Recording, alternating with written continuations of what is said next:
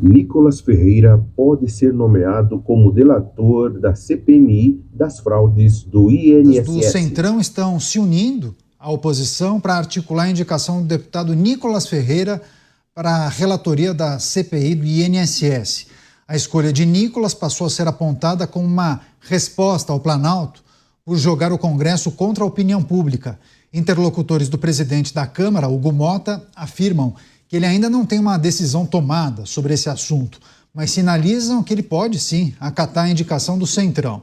Entre os focos de irritação dos congressistas está o discurso do governo de que protege os mais pobres, enquanto os parlamentares favorecem os mais ricos, além da judicialização da derrubada do aumento do IOF. Começar essa com o Renato Dorgan, nosso convidado de hoje. Renato, as articulações nos bastidores do Congresso Nacional, Centrão olhando para Nicolas Ferreira, que é do PL, eleito por Minas Gerais, como possível relator da CPI do INSS. Nicolas tem um talento especial com a comunicação, os vídeos dele performam muito bem na internet e digamos que ele é rápido, né? É astuto, tem uma comunicação muito eficiente, talvez seja o nome mais adequado para a oposição. Assim, eles estão, um jogo de queda de braço, né? Tá um jogando mais alto do que o outro. Claro que não seria um nome natural do Centrão nunca para uma comissão dessa, mas daí quando o governo bate de frente, você vê que tá uma relação que está ficando complicada há um ano da eleição. Né? O Nicolas, além disso, ele tem um poder de rede social enorme.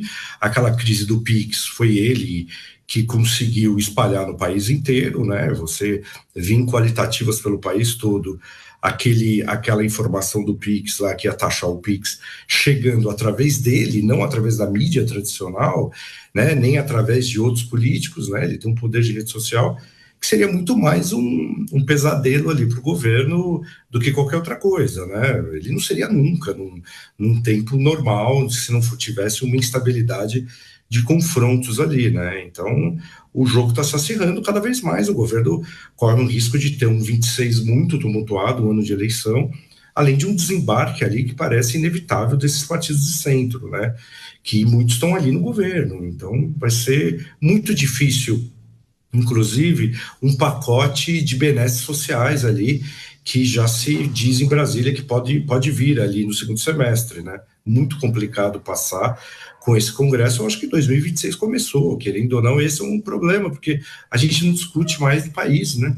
Não discute mais em eleição, não discute mais as questões prioritárias, é lamentável isso. O Nicolas, eu acho que é muito mais como...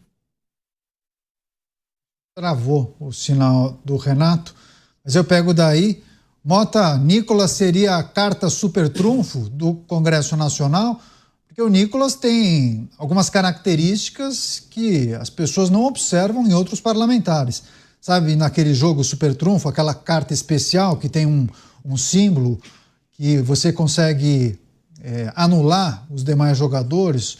Não sei se seria exatamente a melhor analogia, mas o Nicolas tem alguns adjetivos e predicados diferentes dos demais, né? Tem sim, Caniato. A gente está vivendo um tempo em que é difícil não perder a esperança diante dessas notícias que a gente comenta todos os dias. É difícil, às vezes, acreditar em um país tão atolado em crime, em corrupção e agora censura.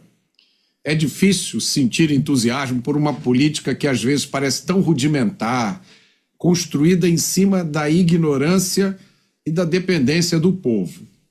Mas deixa eu contar uma coisa para vocês. É difícil conhecer o deputado Nicolas Ferreira e não ter o seu entusiasmo renovado.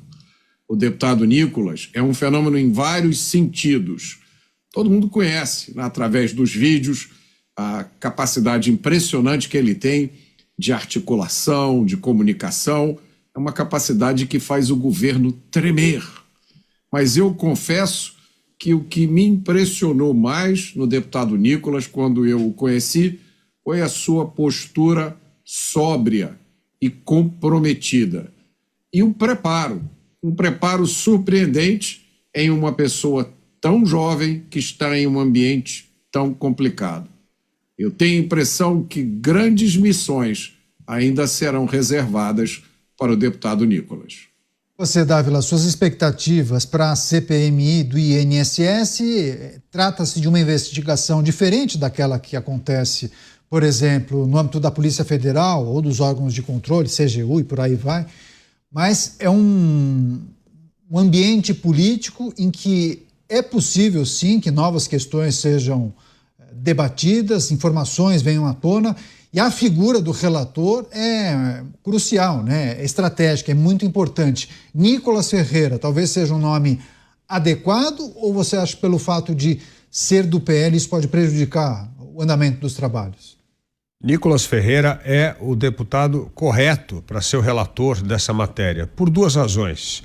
Liderança jovem, que não está comprometida com esses esquemas de muito tempo no parlamento, que acabou criando um esquema gigantesco de corrupção no INSS, assaltando mais de 9 milhões de aposentados e transformando o dinheiro da corrupção em mesada para muito político graúdo. Portanto, ele terá a independência para fazer esta investigação com o rigor que ela exige, com a coragem que será necessário para enfrentar grandes esquemas.